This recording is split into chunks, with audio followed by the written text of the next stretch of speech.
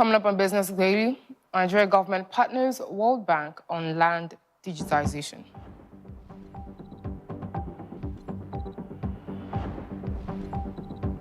China's Xi unveils new moves to support Global South at G20 summit. And Taiwan president seeks economic partnership with the EU.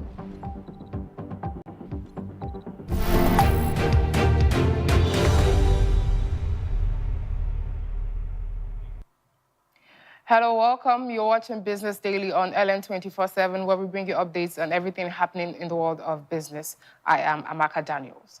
Well, we'll start off where Nigeria has retained its position as the third largest debtor to the World Bank's International Development Association, with its exposure climbing to $17.1 billion as of September 30, 2024. Now, according to the World Bank's latest financial statements for the fiscal year up to September 2024, Nigeria's debt to the International Development Association rose by $600 million in 3 months from $16.5 billion recorded in June 2024. The figure reported for June 2024 recorded a 14.4% increase from $14.3 billion recorded in June 2023. Now, the fiscal year, which ran from July 2023 to June 2024, saw the country receiving an additional $2.2 billion in loans. Nigeria rose to the top 3 IDA borrowers in June 2024, moving from its previous 4th position in 2023, and so far maintained this third largest debtor position, receiving a total of $2.8 billion from the World Bank's IDA during Bola Tinubu's administration. In another development, Nigeria's Minister of Finance and Coordinating Minister of the Economy, Wale Edun, has said that the macroeconomic environment in Nigeria is now stable and investor-friendly. The minister also expressed confidence that the economic reforms of the government had laid the foundation for local investments that would bring about industrialization and lift citizens out of poverty. Edun also stated at the opening ceremony of the 2024 conference for the National Council on Finance and Economic Development at Bauchi Government House on Monday. According to the minister, Nigerians should be encouraged that the country now has a more sustainable macroeconomic environment that is friendly to investors. And moving to the housing sector, the Nigerian government says plans are underway to provide free housing units to 77,400 vulnerable Nigerians across all 774 local government areas under its proposed National Social Housing Fund. Now, this initiative, which aims to generate 1.2 trillion naira through voluntary monthly contributions of 5,000 naira each from Nigerians, is awaiting legislative approval to become active. Minister of Housing and Urban Development, Ahmed Musa Dangiwa, disclosed this while addressing State House correspondents in a session of a meeting with the press held at State House in Abuja, and he revealed that the special housing program aims to provide homes free of charge to the most vulnerable Nigerians in the society. The minister also explained that the funding mechanism, which he said will be voluntary contributions from at least 10% of Nigeria's population, approximately 20 million people, will engage contributors to donate 5,000 naira monthly over a year, amounting to 60,000 naira per person.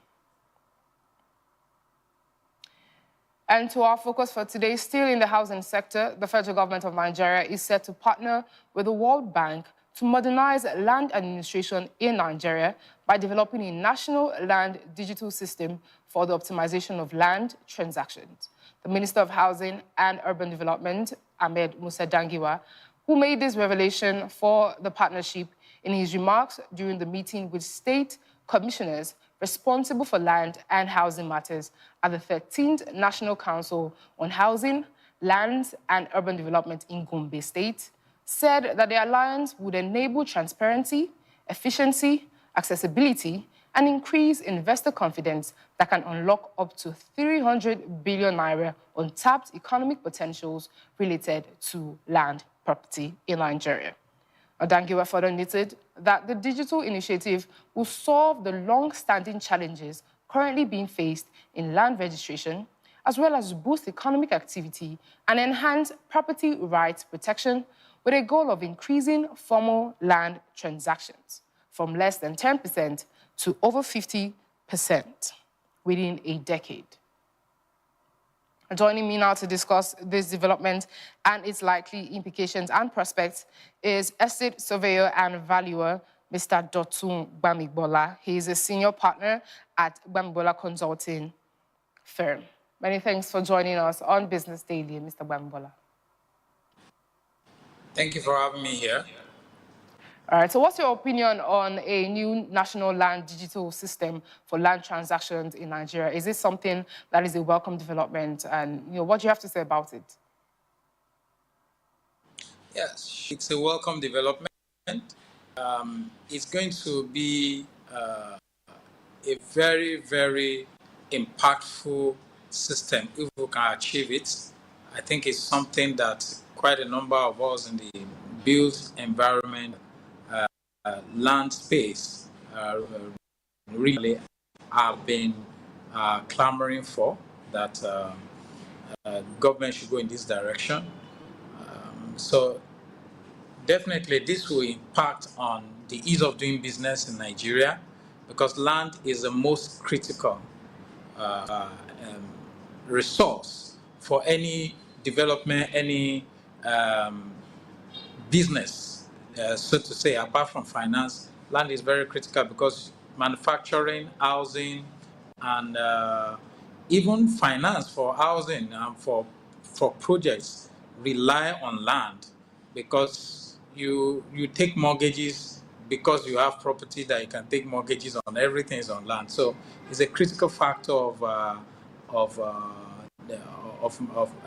the economy of manufacturing. And being able to turn this through this digitalization, being able to turn it into something that will also be an income stream for government, also enable government to earn from it. So it's just going to be a rollout of the project. But it will, of course, come with some of its challenges based on the existing systems that still prevail in the country. Okay, so let's talk about the timing. We're currently at a time when Nigeria's debt profile is currently increasing. And this project, I think, will definitely need a lot of funding.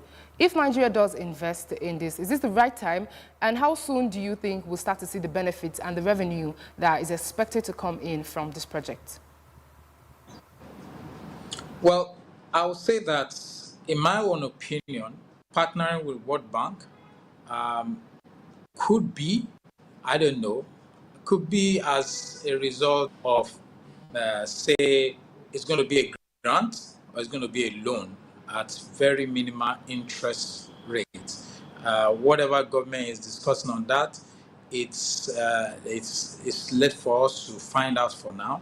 But I think it's most probably going to be a grant to support the growth of the system and open up the system for adequate digitalization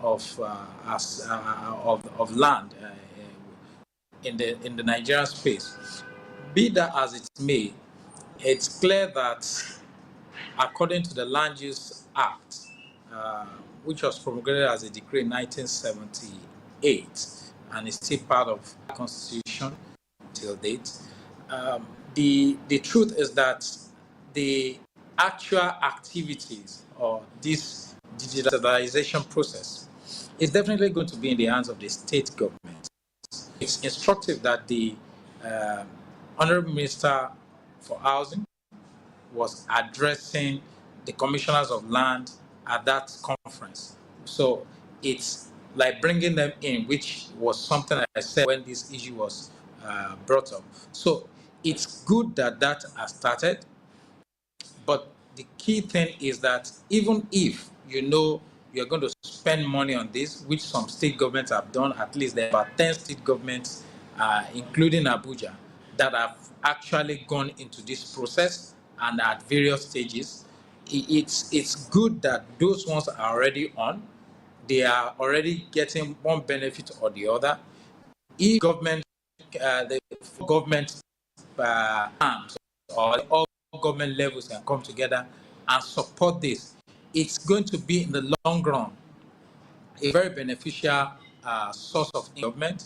Whatever um, cost of funding you may see now is going to be minimized in the long run. And it's not just going to be a matter of income. I mean, you have the social benefits that is going to also bring in, and it's going to open up, like I said, ease of doing business is critical on this. It's going to open up a lot of avenues for businesses to get funding for their projects or for businesses. You can then say that you have a title that you can work with to get funding from secured loans and all those things. So it's not just opening up opportunities for government, it's also opening up opportunities for the citizenry.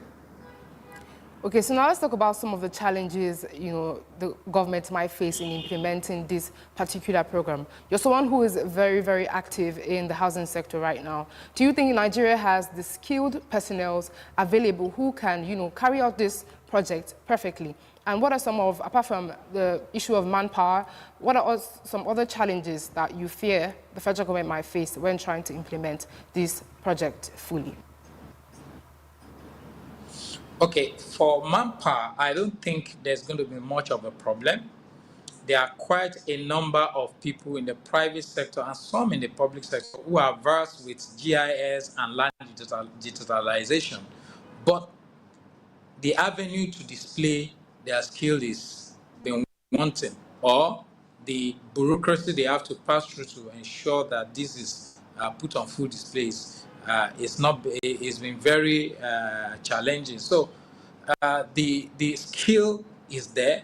It can only be developed further, and if where there are no skills, these skills can also be taught. The rudimentary knowledge of whether you are a land surveyor, you are an estate surveyor, valuer, you are involved with tampering, those rudimentary knowledge are there. You have quite a number of practitioners already certified and those who are already online in various schools and also taking various professional trainings, which also involve the rudimentary training on these things, are already in existence. So it's not going to be a challenge in the long run. It's about technology and it's about our ability to interact with technology, and that is what the world is going into right now. For me, the critical challenge is how this is a federal government project as it is, how to match it with the current existing laws of the country and to make sure the federal government across party lines, across region lines, across state lines begin to work and to ensure that there's uniformity where there is need for that, to ensure that there's of the policy and that the populace understand the policy implementation process. Once that is clear and we are all sure we are going in the same direction, I don't think it's going to be much of a problem. But getting that right is actually the issue, where we don't bring in politics or other issues to rail the very important goal that this offers.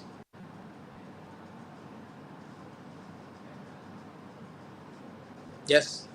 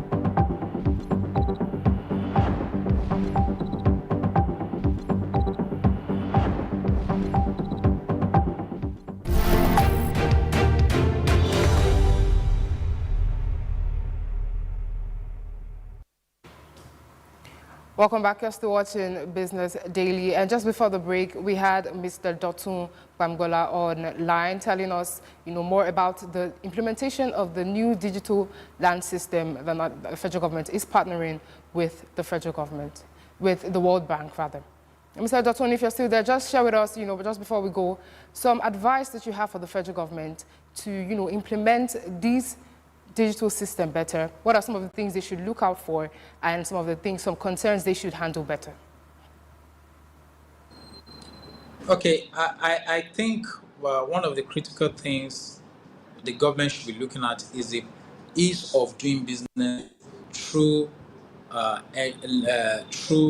this process, this digitalization process, the benefit of ease of doing business there.